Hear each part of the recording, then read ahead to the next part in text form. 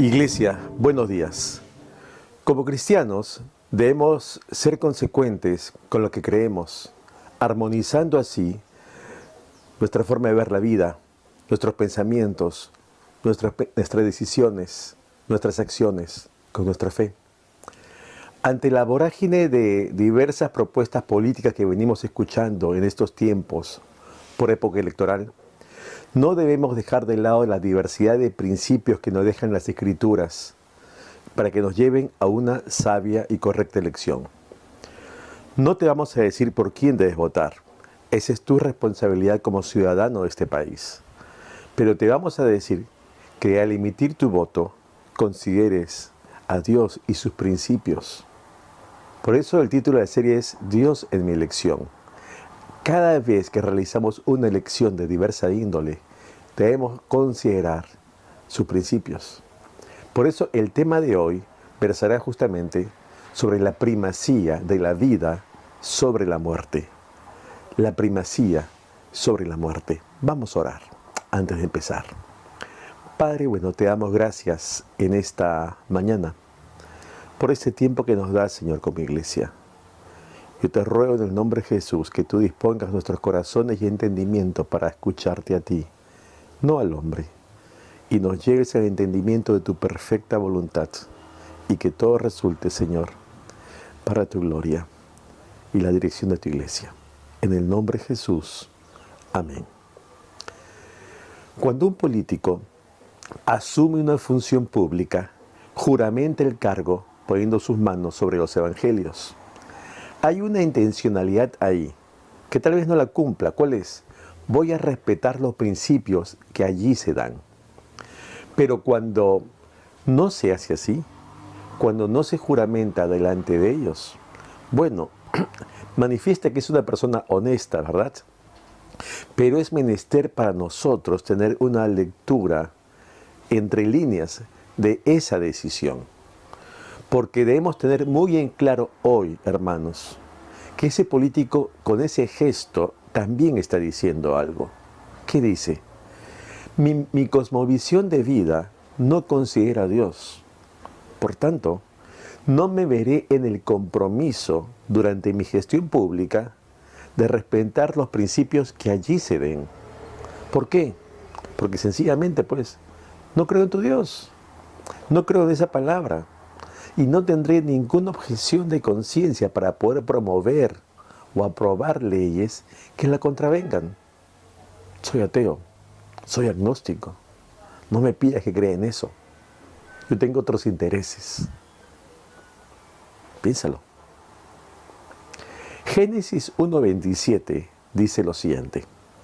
Y creó Dios al hombre a su imagen.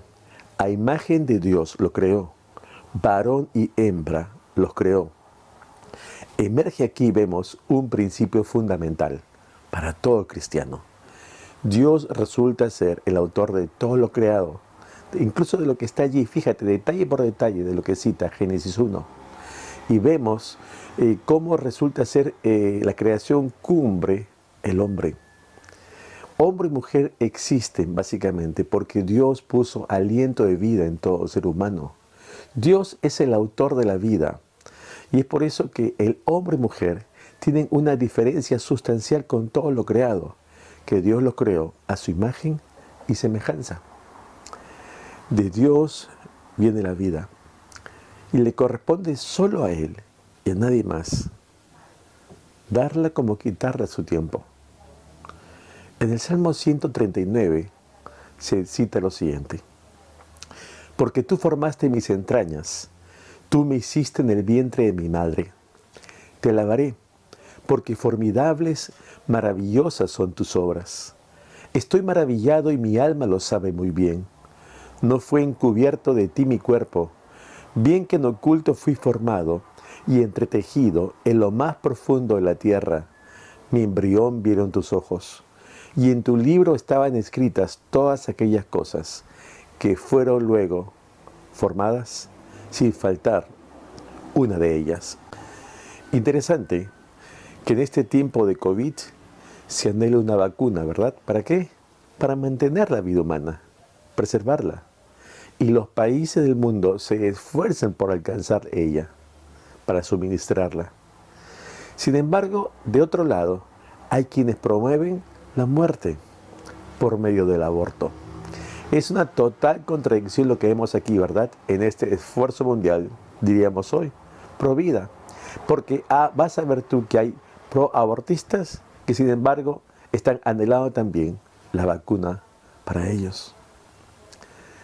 Hablar del aborto como primacía de la muerte sobre la vida nos debe llevar a nosotros también a una profunda reflexión. Y por eso, como creyentes, debemos siempre propugnar la primacía de la vida sobre la muerte. El asunto es que hablar del aborto nos lleva muchas veces a una polarización entre antiabortistas y proabortistas. Y como iglesia debemos considerar también que debemos tener respuestas basadas no solamente en la palabra de Dios, sino también en la razón. Pues los abortistas no creen en la palabra de Dios y no la respetarán como argumento válido cuando nosotros la planteemos. Pero cuando presentemos argumentos basados en la razón, entonces daremos pie a que ellos puedan escuchar. De lo contrario, ¿sabes qué pasa? Caeremos en un diálogo de sordos y no servirá para nada. Este es el problema que se da cuando uno es fundamentalista extremo. Cual sea el lado, pro-abortista o antiabortista. Porque sencillamente no estoy dispuesto a oír la posición del otro. En las cuestiones de fe, el respeto por la vida es un valor absoluto. Éxodo 1 nos cita una situación particular allí. La Escritura dice lo siguiente: cuando asistáis a las hebreas en sus partos y veáis el sexo, si es hijo, matadlo, y si es hija, entonces viva. Pero las parteras temieron a Dios y no hicieron como les mandó el rey de Egipto, sino que preservaron la vida a los niños. Consecuencia: y Dios hizo bien a las parteras, y el pueblo se multiplicó y fortaleció en gran manera. ¿Te acuerdas Faraón dando disposiciones a estas parteras?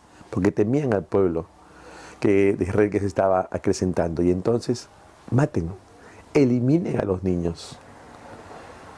Vemos aquí dos grandes faltas éticas de parte de estas parteras. Uno, faltaron a la verdad. No es que no estuvieran a tiempo para atenderlas, estaban a tiempo. Sencillamente se negaron a obedecer la voz del faraón. ¿Por qué? Faltaron a la autoridad, no obedecieron la disposición. ¿Qué hizo Dios con estas parteras y sus familias? Dice la Escritura que Dios les bendijo. Ahora, ¿tú entenderías que hay una contradicción? Una lectura inicial superficial sí, pero ¿qué tenemos que entender aquí? Que Dios hizo esto porque para Él la vida es un valor sublime, absoluto, no relativo. Y cuando se habla del aborto, no estamos considerando pues una pérdida accidental, sino una remoción, ¿no?, artificial de ese feto cuando está aún con vida en el vientre materno. El punto aquí entonces es considerar nosotros como creyentes el estatus del embrión o del feto. ¿Se le puede considerar un ser humano? ¿Cuáles son los requisitos para ser considerado persona humana? ¿Hay vida allí? ¿Desde cuándo? ¿Cómo se mide? La ciencia nos dice que hay vida cuando algo puede crecer, tiene metabolismo y puede reproducirse. De allí que se dice también que la vida comienza entonces desde el momento de la concepción, en esa unión del espermatozoide con el óvulo. Si no hubiera vida humana, entonces no podríamos negarnos, pues, ¿verdad? Porque son células, como algunas veces se extraen esas células cancerígenas por un tumor. Pero si hay vida humana, entonces ya no es igual, ya no procede. Aristóteles, 4 siglos antes de Cristo, se pronunció sobre el tema. Y él dijo, una de las maneras de controlar la sobrepoblación es justamente llevando a las mujeres al aborto. Pero puso una pauta. Esto era solo posible hasta antes que el embrión haya recibido la sensibilidad de la vida. Y el carácter criminal o inocente de este hecho, hacer abortar, obedece al hecho de haber recibido o no el embrión esa sensibilidad de la vida. Ahora, una lectura ligera diría, entonces era proabortista. No, no, no, al contrario. Porque si vemos bien, él no es que esté a favor del aborto. Él más bien cree que la vida debe ser respetada. Si ya hay justamente allí sensibilidad de vida, no lo toquen. No lo toquen. Coincidiendo así con la premisa creyente, ¿verdad? La primacía de la vida sobre la muerte. Los proabortistas, que ahora son pues las feministas, las organizaciones de derechos humanos, las ONGs interesadas en ello, los políticos progresistas, ¿verdad?, posicionan 3 argumentos para fundamentar su caso. La mujer puede hacer con su cuerpo lo que quiere. Impedirlo es atentar contra la libertad de la mujer. El embrión y el feto pertenecen a la madre. Michelle Bachelet, en una entrevista sobre el tema del aborto, y la cito, dijo lo siguiente: lo que sí creo es que la mujer tiene capacidad de decidir y el Estado tiene que tener la capacidad de dar opción. ¿Qué está diciendo aquí?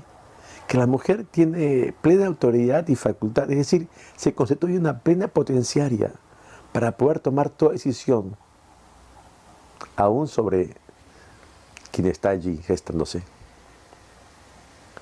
¿Qué nos enseña la ciencia? Que el ADN es ese, diríamos figurativamente, ese documento nacional de identidad que cada persona tiene, ¿verdad? Y que la diferencia del resto del mundo. No hay 2 con el mismo ADN, es único. La razón por la cual el ADN es único es que se da cuando se unen 2 cédulas aquí y aparece entonces un tercero. Es un tercero con un ADN distinto de aquellos que lo gestaron. No tiene el código genético del padre ni de la madre, posee un, genotipo distinto. Y la ciencia entonces nos dice que el embrión es un ser diferente a la madre. ¿Por qué? Porque tiene un código de identidad distinto a ella. Tiene otro ADN. Tiene otro ADN. Es otro ser. Entonces contestemos a estos abortistas, proabortistas. La mujer puede hacer con su cuerpo lo que quiera. Bueno, en verdad sí. Quiere estirarse la cara, ponerse botox, silicona, pintarse el cabello, tatuarse, que lo haga, ¿no? Es su cuerpo, en un sentido referencial. Pero, en el contexto de este tema, cuando hablamos del embrión que tiene allí, recuerda, ya no es su cuerpo, porque está ubicado allí geográficamente, pero es otra vida. ¿Por qué? Porque tiene un ADN distinto al de la madre.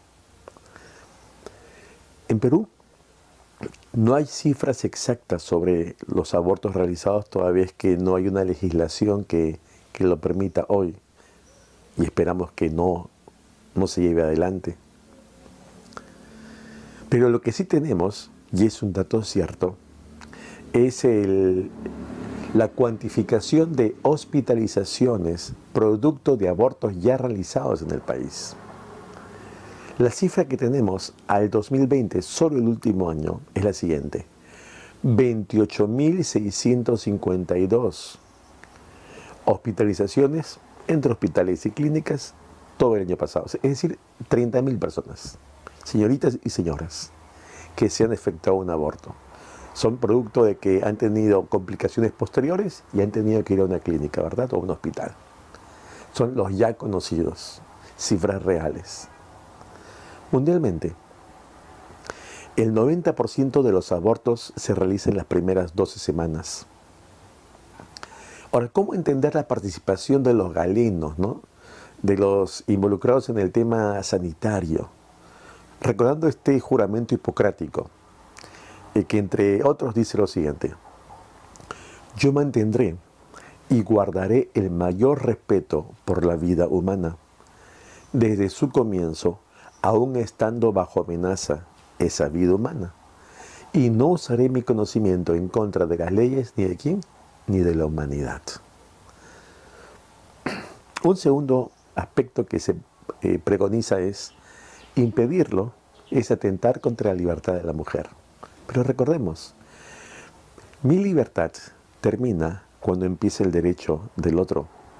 Y ese otro que está allí, con un ADN distinto al de ella, tiene también sus derechos, que es otro, aunque está en ella. La libertad tiene un límite. Y cuando esto no se respetan, entonces incurrimos en libertinaje. Hay casos sensibles y por lamentar, violaciones, incestos, pero eso no se puede solucionar por ver una problemática y violentando a un tercero solamente para solucionar el tema primario de un tercero que no es responsable. Un tercer punto es que el embrión y el feto pertenece a la madre. Eso es darle poder más que suficiente a una persona sobre otra que resulte indefenso. Es la misma teoría con que se desenvolvían los esclavistas, ¿verdad? Como somos más fuertes, podemos hacer de ustedes lo que queramos y los sometemos porque son más débiles. Diríamos, es el darwinismo puro, es la supervivencia del más fuerte, del más apto. La libertad de la madre termina desde que hay nueva vida. ¿Por qué? Porque es otra vida. El Salmo 127 dice lo siguiente en un verso: herencia de Jehová son los hijos, cosa de estima, fruto del vientre. Abortar un feto, que viene de fetus, que es descendencia, es matar un hijo. Abortar es matar un hijo. Yo pregunto, ¿qué diferencia habría entonces con aprobar el matar a alguien, a un hijo que ya nació? Tú dirías, qué horror. ¿Y cuál es la diferencia con el que no nació todavía físicamente? ¿No lo ves? ¿Esa es la diferencia? ¿Por qué no matarlo? Si puedes matarlo antes, ¿por qué no matarlo después? ¿Por qué solo puedes hacerlo hasta tantas semanas? ¿Por qué no después? ¿Te das cuenta que hay una irracionalidad allí? ¿Una sin razón? Los romanos, cuando un niño nacía, ponían al recién nacido sobre una sábana, y cuando el padre lo veía y lo levantaba, estaba diciendo con ese gesto: lo reconozco, es mi hijo, y se lo llevaba a casa. Cuando no, ese niño era tomado y arrojado a la calle junto al poste. Por eso se le conoce como los niños expósitos. Y se le dejaba allí para que muriesen. Como que también cualquier persona podía pasar y tomarlos porque ya no tenían ningún valor. Y podía ser incluso alimento para sus animales. Ya no eran nada. Lo mejor que podía pasar a esos niños expósitos era que alguien lo tomara y lo hiciera su esclavo. ¿Qué cambió? El ingreso del cristianismo en esa sociedad, que la empezó a salar, que moldeó su cultura y a esos fundamentos que hoy llamamos progresistas, ¿verdad? Poniendo en relieve, ¿qué cosa? La primacía de la vida sobre la muerte. La primacía de la vida sobre la muerte. Si esto no se detiene, no nos admiremos ni asombremos que mañana se quieran promover leyes como pro eutanasia, pro pedofilia, pro genocidio, pro eugenesia. ¿Sabes qué es la eugenesia? Es eliminar aquellos fetos que vienen con una malformación, ¿no? Que con las máquinas modernas tú puedes decir, tiene un problema mental, es sordo, es ciego, tiene síndrome de Down. ¿Qué hacemos con ellos? Ah, está pues la eugenesia. ¿Te imaginas? Hay elecciones que hacer. Elijamos bien. Dios es mi elección. Los principios de Dios es el llamado creyente a mantenerlos, a preservarlos. La promoción del aborto tiene como raíz finalmente tener un visto bueno de la sociedad para una vida licenciosa. Porque si en un momento ya sales embarazada, entonces tienes toda la libertad para deshacerte de aquel que está en camino. Y entonces estamos cambiando ahora los métodos anticonceptivos por unos métodos postconceptivos, ¿te das cuenta? Solamente entre comillas para arreglar el asunto. Y esta es la propuesta de campaña de muchos partidos, porque se ha convertido en un asunto más político que ético o sanitario, donde la moral ha desaparecido. Implementar una legislación, pues así, abortista, va a gestar cambio de valores en nuestra sociedad, que va a desterrar los fundamentos cristianos para imponer los ateos. No somos producto de un afortunado accidente. Termino con esto. Como testimonio personal. Mi mami, cuando yo estaba gestando de 6 meses, se le rompió la fuente. Y te hablo hace muchísimos años, cuando no había avances de la ciencia de hoy. Y estaba en un dilema. El médico pudo haber dicho, aquí no hay nada que hacer, ¿verdad? No hay nada que hacer. Yo nací de 6 meses. No pesaba más allá de 1,5 kilos. 1,5 kilos. Me he recuperado, ¿verdad? Claro que sí, yo sé. Pero es así. ¿Sabes? Porque más allá de lo que el hombre pueda pensar, Dios tiene un propósito para cada ser humano, para cada uno, para cada niño. Al final de su vida, Moisés, hablándole al pueblo, va a decir lo siguiente, y lo cita en Deuteronomio capítulo 30. Le habla al pueblo diciéndole, bueno, estoy terminando mi momento, les he dicho todo, les he explicado todo, les he mostrado todo lo referido a Dios, y dice, a los cielos y a la tierra llamo por testigo hoy contra vosotros, que os he puesto delante la vida y la muerte, la bendición y la maldición. Escoge pues la vida para que vivas tú y tu descendencia. Escojamos, iglesia, escojamos, hermanos, escojamos también la primacía de la vida sobre la muerte. El Señor nos dirige y nos guíe en este tiempo y cada día. Vamos a orar. Padre bueno, te damos gracias en esta mañana por este tiempo. Y rogamos que tu palabra, Señor, nos llene, Señor, de ti. Que seamos, Señor, propensos a considerar en nuestras decisiones, pensamientos y elecciones tus principios. Y que la primacía de la vida sobre la muerte, Señor, sea también algo consciente, determinado en nosotros, como tu iglesia. Gracias, Señor, por ello. Y mientras estamos orando, tú que me estás escuchando, si hay alguien que ha perpetrado, realizado un aborto o ayudado a hacerlo, déjame decirte que Dios conoce perfectamente la situación. Pero si tú te acercas al Señor y le pides perdón y te arrepientes, entregas tu vida, Él va a perdonarte y hacerte de ti una nueva persona. Acércate a Él. En Él hay vida y esperanza. Dios les bendiga. Hasta la próxima semana, iglesia.